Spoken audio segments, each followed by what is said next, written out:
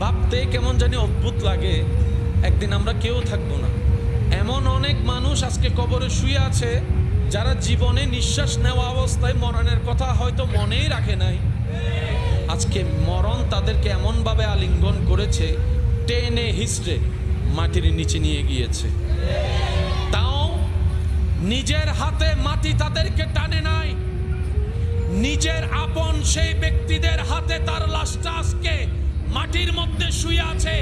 যে আত্মীয় আপনদের জন্য একটা সময় সে দিন রাত দেখে নাই, পরিশ্রমের উপর পরিশ্রম করেছে, ত্যাগের উপর ত্যাগ দিয়েছে। ডান হাত তুলে দেখাই বলেন ঠিক কিনা?